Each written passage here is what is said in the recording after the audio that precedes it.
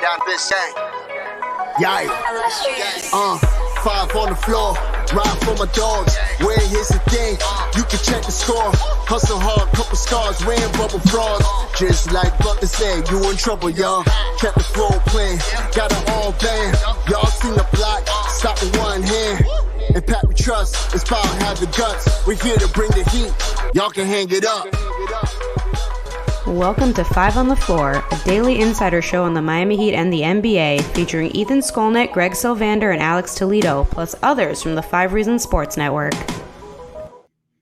Welcome into the latest episode of 5 on the Floor Live. I am your host, Greg Sylvander. We are so excited to be hosting this NBA Finals edition of Postgame 5 on the Floor. We come to you directly after the Miami Heat's thrilling Game 2 victory up in Denver, 111-108. It ended in the gutsiest way. Everybody said that they had no answers for all of this, and the Heat found answers. And we're going to talk about those answers that they found. We're going to talk about the fact that Spo is a wizard, as a commenter just said. Tonight's floor plan, it's Game 2 reaction. With me, we have Alex Toledo. Follow him on Twitter at Tropical Blanket. And we have Brady Hawk. Follow him on Twitter at BradyHawk305. Again, I'm Greg Sylvander. We have Manny Chang on the ones and twos. Before we get into any of the fun stuff from Game 2, though, I want to tell you about a great sponsor of the 5 Reasons Sports Network. She's probably in the comments right now. That is Insurance by Lynette. Aggressive Insurance. 954-581-8800 is the number. It's an insurance broker agency with over 15 years of experience offering auto, homeowners, condo, life insurance, retirement programs, free notary service to all clients, representing all the leading insurance carriers throughout South Florida. So if you have a bad driving record, no problem. No driver is refused. Free phone quotes. So if you give her a call, 954-581-8800, or go to the website, insurancebylynette.com. That's with 2 N's and 2 T's, insurancebylynette.com. She's on Instagram, Facebook, Twitter, probably in the comments, like I said below, because she's a huge Heat fan. Check her out. Aggressive Insurance, the official sponsor of our post-game shows. Heat Vols comes in with a quick $1.99 super chat donation. We appreciate it. And he says, we are really fine. We really are fine, Greg. We're fine. For Heat Vols to say that, man. We're fine. Here's my big takeaways, and then I'm going to let Alex and Brady tell y'all all about how the hell it happened. I'm just going to tell you my reaction to it. For the Heat to come back from that first game, flip the script on the game plan, and find a way for Jokic to be the primary scorer and say, get yours. And for that to work, and for the three-point shooting to come around, for Gabe Vincent to have so much guts that I don't even know where he's going to conjure up any more guts, because how could you have any more guts than the amount of guts Gabe Vincent has? Bam Adebayo with an absolute masterclass on the basketball court. I thought that there were stretches where Duncan Robinson left the Nuggets befuddled. And I thought that there were also parts of this game where Jimmy Butler stepped up in big ways. Although it was inefficient, I liked that he started to get aggressive. All in all, every Miami Heat championship I have ever witnessed, and I've witnessed them all. I don't have to be that old to do that. This is how this works, right? You may lose game 1. You don't get down about it because you know it's a long series. They get game 2, they get the split they needed. They head back to Miami with the boost of Tyler Hero coming back on their home floor. This is setting up perfectly. This game was the recipe to beating this team. Brady, I come to you first because you have your takeaways likely published on 5reasonsports.com, where you can read Brady Hawk, Mateo Mayorga with free content, the best Heat content in that market. Brady Hawk, big takeaways from Game 2, the big victory, but especially the guts from the guys down the stretch. Yeah, so I'll say from starters, like, it sounded cliche, I think, after Game 1, hearing the same stuff over and over. It was like, oh, you got good looks, you got open shots. And then you see the way this game opens up immediately, where it was like, oh, okay, yeah, that really was the case. Max Strus just knocking down his open triples off slip screens, Gabe getting to his spots on the pull-up, and it was like, oh, okay. And then you see the roller coaster of a game where they go on Jokic minutes, take over for Denver. Miami, all of a sudden, their offense looks atrocious. But before we even get into any of that type of stuff, you said initial takeaways. And I don't think we could start anywhere else other than Duncan Robinson. They're sitting there into a fourth quarter where Jimmy looks non-existent at that point. He looks like, how are you thinking you're going to will yourself down the stretch when Jimmy looks like this? You go down 8 heading into the fourth quarter.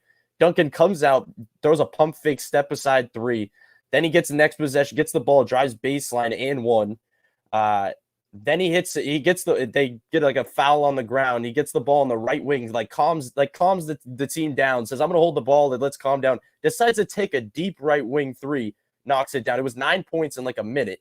And then I think the next play, he cuts back door off a screen, draws 2 defenders, Gabe Vincent 3, and then he drives to the basket, gets a tough bucket, like a real tough contact layup, and is over here throwing his hands up, flexing and mean mugging people. And it was like, okay, this is something insane.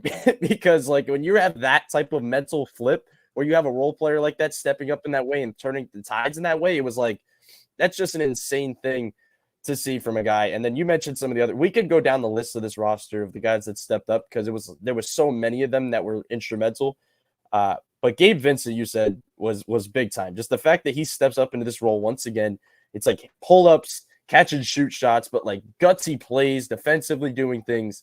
And then Bam Adebayo, I don't think we've seen him fully control games like we've seen in this final specifically. Like this has been his best series so far, in my opinion, just with the way he's controlled everything. Like he's having to control pace, pushing the pace down the floor, running their offense, scoring at a high clip, all while defending Jokic on the other end one-on-one. Like, if you think of the most difficult job there is on a basketball court, it is that guy, Bam Adebayo, and he's doing it in such incredibly high level. And before we get to everything else, because I know we'll get into specifics, the last thing I'll say is I said after game 1, heading into game 2, when we were talking about this in the last podcast, I said, Spo needs to get weird. Like, he needs to just do stuff out of the ordinary because that's what you need to do against a team like this. Well, for one, he changed up the starting lineup, which we'll talk about. That was big time. But the other thing is, on paper, it makes no sense to go zone against this Nuggets team with that lineup on the floor. Like, 0 sense. He does it, and it looks incredible. Like, it totally flattens them out. It ruins their ball movement. It took Jokic out of his spots. It was just an incredible game from so many different guys. And it's just funny to be at this point because we go back to the first round, and we sit on these post-game shows, and it's Jimmy. And then now we're sitting here on them, and we're talking about every single other player on the team before we even talk about Jimmy. And that's when you know you have a good team on your hands that you're talking about late in the playoff. Yeah, that's so true because you're seeing so many other guys come through with gigantic contributions. Even Max Strus early. I thought that the way that he started this game after having such a putrid game 1 to come out and rebound from that mentally, it showed you that was a little microcosm of what was going to happen at a macro level from this entire team. Alex, I want your initial takeaways, just like you got from myself and from Brady Hawk. But Brady alluded to something that I do want to get your thoughts on, and that was the adjustment that Spo made to bring Kevin Love into the starting lineup. What you saw differently early in the game that led to them not like, I think we all understood that this couldn't be a game where I've been calling these things that Denver does where they score a bunch of offensive points in a really small amount of time, avalanches. They couldn't start the game with an avalanche. Well, the Heat were the ones who hit first, and then they ended up still finding ways to get back in this game after being down by as many as 15. So I'm interested from your reactions about it all, but specifically the adjustment made with Spoelstra going to Kevin Love in the starting lineup. Big time adjustment, man. And honestly, I said, just talking to friends before the game that I don't know how much I even expected Spo to make this change. Not because it didn't make sense or anything like that, because I was on record saying I'm good with Love or Highsmith starting tonight, and I wanted to see it. But Spo is typically one who I think will wait till just a little bit later in the series, right? I wasn't expecting him to change it after one loss. But I thought it was the right move to make. I think it ended up not allowing some of those easy baskets at the rim that the Nuggets were getting in the first half. I mean, look, they ended up containing some of that stuff in the second half of game 1 by not switching those actions in general, but you didn't have to worry so much about that with Love out there. And, we talked specifically I talked about just having Love out there as somebody who could guard Jokic and have Bam roaming. They didn't necessarily do that. He was really guarding Aaron Gordon most of the time to start off the halves. And I liked what he did a lot, man. Like, he is just, honestly, I was saying on playback, which, by the way, another, great time. Once again, we're there for every game. Watch with us, playback.tv/5RSN. I'm always going to plug it. It's a good time, and people come out every game. Great energy. And, you know, it's better than watching along with social media, which can be miserable at times when things aren't going great. Sorry for going off tangent there, but Kevin Love, I was saying on playback, felt like he gave you it more on the defensive end tonight than on offense. And that's a crazy thing to say, not because It is. he had a pretty decent offensive game. Like, he did what he needed to, but on defense, he was there. And that's what I feel the best about, right? Like, he is very good at, once he's already kind of hovering around the paint, getting to a spot. If he sees the drive coming, he obviously is going to struggle in space versus smaller guys, but they're not letting those switches happen. And he's generally holding his ground, I think, very well. He's obviously giving you the charges throughout this playoff run, always been very good at that. And he is just very good at getting to the spot. It's nothing new for him. I mean, the outlet passes are just a thing of beauty. You know, it felt like it's something that could have been overstated when you first got him, but you really do see it when he plays. Like, you're going to see it. You're going to see it when he plays. It's crazy, once or twice at least. And those things end up making such a huge difference, man. And it's always a matchup thing with Kevin Love. And in game one, you saw there's an opening, whether it's even off the bench to replace Zeller's minutes at the very least or to start. And I almost expected him to come off the bench before coming in as a starter. But I really like it. Like, Aaron Gordon is not going to necessarily take advantage of Love over and over again off the dribble. That's not really his game. He was getting all those easy baskets with the Heat switching off ball or with the cross matches in transition. And none of that stuff was there today. Kevin Love was a big part of that. And really, that was the biggest difference between this game and last game, right, was the way that they started off. And to your point, I just think that's huge against this Nuggets team. And, you know, man, I still can't believe, like, how damn good that zone has looked against the Nuggets, right? They've created some good looks out of it, but the way that they do it, where a lot of the times it's starting off with them pressing kind of three quarters of the court, and then they get into their zone, and it's like it's a shape shifting zone once it gets into the half court. It's not a static 2-3 zone. And man, it's just shout out to my guy AJ, man. It's insane to watch them do what they do, and some of these tactics still working against a team that's going to diagnose you and beat you down over and over on offense, like the Nuggets. I'm going all over the place right now. They did a way better job starting this game off. Kevin Love was a huge part of that. And to that point about Kevin Love and seeing the defense show up more than you thought you might, he had 2 steals tonight. He hasn't had 2 steals in any game dating all the way back to April 11th in the play-in against Atlanta. I just, perused here and saw that didn't happen at all. So he was definitely active that way. 10 rebounds. He's a guy that feels like no matter what, he's going to just fall his way into 5 or 6 rebounds. So I think that was huge as well. There's a lot of other stuff to talk about throughout this game. I want to get into the stuff that they did against Jokic. I think that there's some things to talk about with our shooting and how much of it was the Heat getting to what they wanted to get to versus Denver playing any different defense. But before we do any of that, and yes, Alex and Caleb both battling out sick, one in Miami, one in Denver. We have a bunch of guts-filled performances from everyone. Want to tell you about another one of our great sponsors, and that is a big Heat fan himself, and it's mortgagebyarash.com. 954-651-2057 is the phone number. You're seeing the website on your screen if you're watching us live. And what do you need to know about Mortgage by Arash? You're going to get a quick purchase, covered, competitive rates, down payment options as low as 3%, fast closing, most in less than 20 days, if you can believe that. Credit score starting at 620, so you can get in there with a first-time homeowners program available or borrower assistance programs available to help with down payment and closing costs. So if you need your mortgage needs covered, go to Mortgage by Arash. That's mortgagebyarash.com, 954-651-2057. Tell them 5 on the floor and 5 Reasons Sports sent you. Talk Heat with our fellow Heat fan. Again, that's mortgagebyarash.com. So I'm going to say this, a big takeaway that I had from this game, and we are going to read comments to close here as we go, but we're not closing anytime soon. So this is the thing that I want to talk about next. Am I wrong to say that tonight it looked like if you're shooting well, that sometimes if the Nuggets appear to be struggling defensively, it impacts them offensively? Brady, true or false? I mean, yeah, I would say, yeah. I mean, in any game, I feel like when shots are going in, you have to keep inbounding the ball and taking it out of the bucket. That's one of the hardest things to do. Uh, but it definitely did. Like, I feel like they, uh, I mean, credit to Miami, because I don't even want to say that it was like the opposite of game one, where it was like, oh, well, the Denver just didn't play well, because Miami just threw a bunch of stuff at them. Like, let's even start with the originally.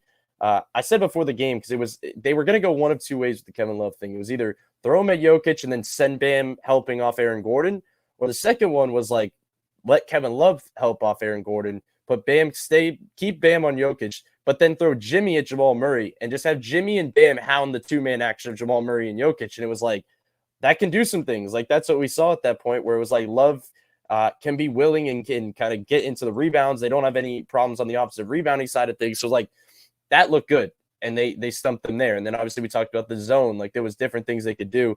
But to your point about the offensive stuff and then kind of bleeding into that, I just thought Miami's game plan offensively was similar to game one because they got great looks, but like that's why there was not worry about them offensively. The big topic is the stuff they did defensively against them, like the fact that they just said, Jokic, you go score, and we're not going to worry about that. Like, even I'm not even a base stats person on here, but like looking at Jokic, 41 points and 4 assists will tell you right away how this game went. Like, they literally just look at the stat line, because they just kind of let him do his thing. And it wasn't like they were just letting him free. Like, Jokic was hitting some tough shots. Like, Bam was right there. Like, Bam is battling with him this entire game and down the stretch, and he's hitting tough shots. But they took away the passes. And then when he's in the zone, it's just such a unique zone that it's like, even if you are staying home on Jokic, or even if you decide you're going to stay home on shooters, they're just everywhere. Like, they have principles, but then they're able to just freelance in a way where they just kind of just go with the flow and it just works. So that was just an interesting part. But I just thought the way that Miami went about their offense in terms of like starting out the game, they're like, okay, every time Max is going to screen, he's going to slip, and Jimmy's just drawing attention. So we can talk about Jimmy and not being aggressive, all this stuff. I just thought the way that Jimmy was drawing attention kind of turned their offense around early in the game, and we saw that late. So it was kind of the way that he was drawing too. Somebody was hedging over, like different things like that. So definitely those things are going to bleed into each other. And I thought that's kind of the one thing, Greg, to Miami's points, they never seem to have that issue. Like, I haven't seen in this playoff run where it was like, where their shots, like, it blends into the other side of the floor. Like, that's why I always talk about like mental stability. Like, they've had that just throughout this playoff run. But the last thing I'll say, I just want to throw in the fact in terms of things I noticed in this game. I just think it's funny how all year, or however long we've been talking about this Heat team, we've talked about the Jimmy Bam combination. And we've talked about their two-man game and the way they fit in. And then obviously we see them leading this team to an NBA Finals and being in this situation. But I look down the stretch when things got tight. They just run a Jimmy Bam pick and roll over and over and over, and it took them home. It took them home in an NBA Finals game for a win. Late in the game, Bam comes up, sets the screen. Jimmy flows into a pull-up. Big shot, like a big shot that they needed that Jimmy came through with. And then now it was, I think at this point, it was a 3-point game under a minute to go. Same thing, Jimmy Bam pick and roll. Jimmy kind of draws 2. He throws a late pass to Bam. Bam gets fouled, goes to the line, and extends the lead to 5. But it was just like over and over, they continually go to this action that we talked about that had like no business working in the past in the regular season. So it's just funny to see how everything comes full circle. I thought that the way that game ended on a defensive stop is so Miami Heat basketball. I love that. Clutch game. The fact that it got down to that. We all should have known that was coming, even when the Heat kind of created some separation. You knew Denver and Jamal Murray, who ended up rounding out the game. And actually, if you look throughout all these guys, I mean, I will say this. Michael Porter Jr. was 2 of 7 from 3, I think, in game one, and 2 of 11 from the field in total. He was 2 of 8 tonight, 1 of 6 from 3. I could be off on his 3-point shooting in game one. So that's interesting to watch. Porter Jr. has been a guy who hasn't killed them yet. Caldwell Pope didn't either. And they still stayed with the 8 deep, Alex. I think that Spoelstra showed today that he made adjustments, and I'm interested with what Malone is going to do differently going forward against this team, because this was a game where the Heat played it on their terms, which was not the case in game one.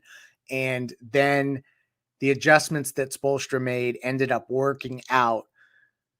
Quickly from you, what do you think Malone may deploy in game 3 that could be different than what we saw tonight to try to mitigate the way that Jokic was essentially made to be a scorer by design? Is it essentially just Jokic has to play better and find those seams like he did in game one? Or do you see something schematically they could do differently? Yeah, the schematic part, I'm not sure because they already mixed in so many things. And I That's don't true. think I wouldn't be surprised if Jokic next game got up like 15 shots instead of what was it that he got up tonight? 28. Yeah, 28 shots. Like it's such a win. And it's just funny to think of like you're letting the two-time MVP, who a lot of people are saying is maybe the best player in the league, and you're letting him get to 41 points. Not letting him, but you want him to get to 41 points. And the fact that you're saying that and taking 28 shots, it just speaks to how good of a passer and playmaker he is. And it's ultimately a win. The fact that you held him to 4 assists and got him to take 28 shots, that means you took him out of his game. And that was kind of what I was worried about after game one is how are you going to take these guys out of their game? How are you going to make them uncomfortable? You mean Bam is in the man situations is constantly at the top of the key trying to guard Jokic. You know, obviously the zone addresses that because it keeps Bam closer to the rim. But even when they're in man, I just think they really did a much better job of being more solid on defense tonight. They were just very on point. And they took Jokic out of his game and made him uncomfortable by making him into a scorer. It's so much easier said than done because everybody is saying, make him into a scorer, make him into a scorer. How do you do that? How do you do that? And the Heat showed you how tonight. I can't wait to rewatch this game tomorrow, maybe tonight, just because, you know, you got that energy right now after the win. Yeah. But just to see deeper into how they did that, because like probably every team is saying that, right? Like turn him into a scorer. When you have a talent like Bam and a coach like Spo, you know, and obviously just some of the defensive personnel you have, you know, you can do some things. And the Love thing obviously helped a lot with that. But, you know, you got the job done tonight. Murray still had a good game, but he didn't, you know, he had a good game, but he didn't destroy you. Like, I feel like, you know, he did it last game. You know, he took 15 shots, not necessarily a dominant game for him. And I think you like that. I think you rather have Jokic being the one taking twice as many shots as Murray. And then, like you mentioned, Leif, with KCP and Porter not killing you, the game plan worked out tonight. You had your big 3-point shooting game, and then their best shooters weren't doing their thing. And look, another night where the Heat didn't necessarily get to the rim a lot. I still would like to see more from Jimmy in that aspect. He came in clutch at the end. You know, you give him credit for that. Heat finished with only 11 attempts at the rim. But, hey, they did what they needed to with all those jump shots they took. They took 34 from 3 and 32 in the mid-range. So just a huge, giant, the overwhelming majority of their shots were jump shots. What did they shoot from the mid-range? Do you have that there? Yeah, 14 of 32, which is about 44%, which is okay. Yeah, that's decent. And then, you know, they shot 50% from 3. That's a pretty good game plan, man. It's a pretty good game plan, I'd say. But overall, man, I think tonight was thematic of what you've seen in a lot of the playoff wins in this run, specifically. Sorry, I'm still going through it here. Excuse me. The theme of this playoff run has been these team wins, man, these team efforts. Right outside of the spectacular Jimmy games that you saw early on, it's just another team effort tonight. Gabe, Max, Duncan, Love, all these guys came through. Bam, once again, who is on track to be Finals MVP right now. Like, just an amazing team effort to be able to survive a game where, like I said, the MVP scores 41. In normal situations, you don't want the MVP to score 41 in a finals game, and that's not usually a win. On top of that, the Nuggets shoot 52% from the field and 39 from 3 at home. Just about to say, like, that's not usually like a formula for this a win. Is a bad game for Denver. I think everyone should keep the perspective of that's how good Denver is offensively, that the Heat feel like they got to win and did some things to slow them down, and they still shoot those types of percentages. It's crazy to me that, you know, it felt like a game where, like I said, they really had a good offensive game, and the Heat not only kept up, but kind of outpaced them on offense. Like overall offensive rating, the Heat put up 129 points per 100 possessions to 126 for the Nuggets. So both very good. Yeah. You know, the Heat outpaced them. And then in the half court, outpaced them by 14 points. That's huge. So before we close here, one more of our great sponsors, and it was a perfect segue because there was leaky defense on the part of the Denver Nuggets tonight, as you saw guys like Bam Adebayo get loose, and you saw Gabe Vincent get loose. Y'all know who I'm telling you about next. Water Cleanup of Florida. When a disaster strikes in your home or business, who do you need to go to? You need to go to Water Cleanup of South Florida for any of your disaster issues. They even can come in and find any leaks that you may have. If you can't find where it's coming from, you holler at Water Cleanup of Florida. They'll take care of you. 954-579-0356. With over 60 years of combined experience, Michael, Robert, and their team are prepared to handle all types and sizes of leak detection issues or damage 24 hours a day, 365 days a year. They're fully licensed, insured, certified, one-stop shop to do all of this stuff that a busy homeowner or a business owner may need. Service areas include Miami, Broward, and Palm Beach County. Call Michael anytime on his personal cell, 954-579-0356. Again, that's 954-579-0356, or visit their website, wcufl.com. Check out all of the Google reviews, over 70 plus 5-star reviews. Water Cleanup of Florida. If you have the schmutz, they have the guts. And this Miami Heat team had the guts. We talked about a lot of guys that had the guts. Brady, I want to ask you about what your thoughts are on Jimmy Butler's night in total. And do you think that where do you see Jimmy going next, I guess, as we shift the series back to Miami? I don't want to take too much of our content for our off days, but I'm just interested from game 1 to game 2, the progression you saw, the things that you think that he did well, and what that may be a precursor to going forward. Yeah, so I said the first thing I thought he did well. Like, I just thought he drew attention enough early in the game and got them the looks that they wanted. It was just funny to me that he talked like, by the way, between game 1 and 2, we were talking about this before the show, that it literally felt like 3 weeks to me. Like, this felt like the longest break ever. But in that longest break, Jimmy was sitting there talking game after game or press conference after press conference about needing to be more aggressive, coming out and setting a tone and all this stuff. And he comes out and it was pretty much the same thing. Like, it was not much of him attacking the basket. There was not much of that. It was just pretty much less pull-up jumpers, it felt like, than game 1. He just was just like a steady diet of it. I mean, it's okay at the time being in the beginning of a game when the other guys have a flow, but the times when it was a problem was when there was like the 40-13 Nuggets run and you have a lineup. It's funny because it came full circle because the Kyle Duncan minutes ended up being amazing after what they did in the fourth quarter. Some terrible minutes from them in the first half. Like, that lineup was absolutely atrocious in that first half offensively. And one of the reasons was when they got killed in the non-Jokic minutes was because they just pretty much got flattened out with all the switches. Like, the Nuggets on that lineup said, we're just going to switch everything. You're not going to find the gaps on pull-ups. You're not going to find the shots that Gabe and Max just found. And in that slot of time, Jimmy needs to be Jimmy. Jimmy needs to say, okay, well, if you're just going to switch everything, I'm going to mismatch hunt, or I'm going to do this and get to the rim. He needs to find counters. It felt like he just wasn't on ball enough. And we would probably, if they lost this game, be talking about that a lot more because there's going to become a time in this series where you're not going to be able to survive that probably. Like, you have to be able to just do enough in those minutes of time if they're going to throw that at you. And in that third quarter, even, like, when we were sitting there saying, like, they need to make their punch now, like, they're in range, it really wasn't Jimmy again. Like, it was kind of just it was a really just quiet Jimmy game in terms of even, like, on the ball. Like, it felt like I'd have to go back and look where he was positioned on the court because I feel like a lot of the time I wasn't even realizing where he was standing on the court, if he was in the corner or the dunker spot or whatever. But still, at the end of the day, just shout out to Alex.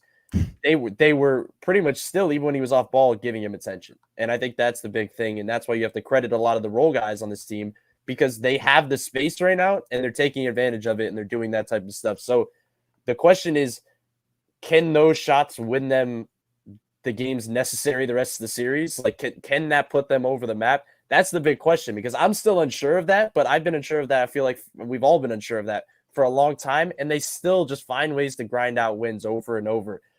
So we'll see what happens. I guess they just have to just keep taking what the defense is giving them. But the real question is just how they defend it, because the last thing I'll say is I remember before the series, I kept saying how pocket passes are going to be the biggest thing in this series. And you look at what Kyle did in that fourth quarter. You see the passes that Duncan and Max have been making. Jimmy has been a little different because they're not really forcing him to make pocket passes, but even in those slots he's been making, and that's why Bam's been so effective. it's all just about the way they defend him. And if they keep throwing these similar looks at him, Jimmy's going to need at some point to take advantage. So I guess we'll see what happens. And the last thing I'll say is we haven't talked a lot about Caleb, and credit to me and Alex kind of being on the sicker side and Caleb being on that as well. So we'll give him a pass. I just think it's hilarious that he still somehow in every big game like hits some big shot in the clutch in the corner. Like It's the same situation every single big game.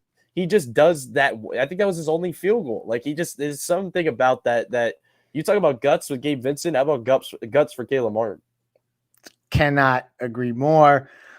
Heat Vols, shout out for the $1.99, says drink some Fireball for that throat and that cough that you got there, Alex. So hopefully Alex continues to get better before the homestand, because the Heat now travel back to Miami with the series 1-1.